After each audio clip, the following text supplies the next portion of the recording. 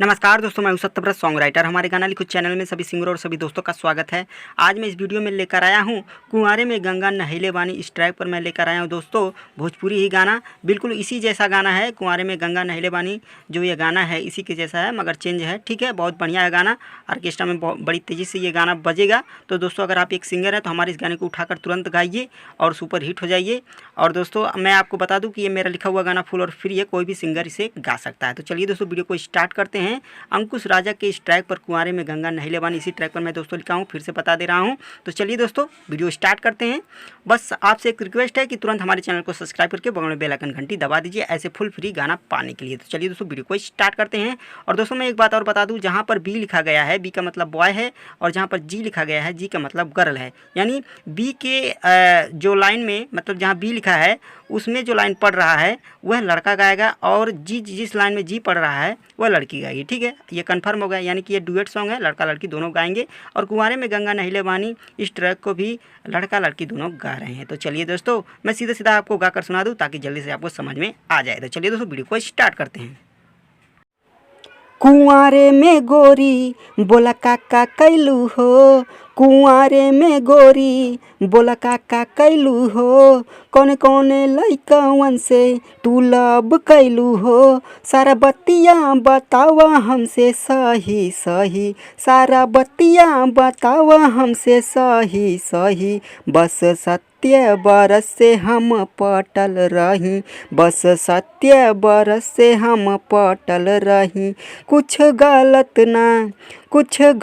ना कमवा हम कइले रही, कुछ गलत ना कमवा हम कइले रही, जवानी हमर बिल्कुल सेफ बा, जुठारल नाही बाटे राजा हो, शक हम पे कर बात हर दिन दिमाग तुहर खराबे रही राजा हो, सर से पौले खूबसूरत बाड़ू हो, ए हो फिर बोला कैसे तू सेफ बाड़ू हो, झूठे हमरा से कहा ताड़ू नहीं नहीं, झूठे हमरा से कहा ताड़ू नहीं नहीं, बस सत्य बरस से हम पटल रही, बस सत्य बरस से हम पटल रही, कुछ गलत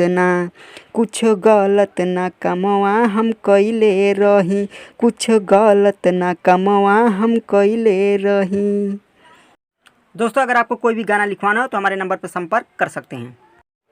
कॉलेज नीचे मुड़ी क के आई जाई, बहुत संस्कारी हम हैं, भाई के डर से घर से बाहर हम न ज़्यादा निकलत रहे, घुमा फिरा के बात कर ताड़ू हो, हमरा के बेवकूफ़ बनावा ताड़ू हो, तुहरे सहेली से बात तुहर पूछले हई, तुहरे सहेली से बात तुहर पूछले हई, बस सत्य बरस से हम पटल रही, बस सत्य बरस से हम पटल रही, कुछ गलत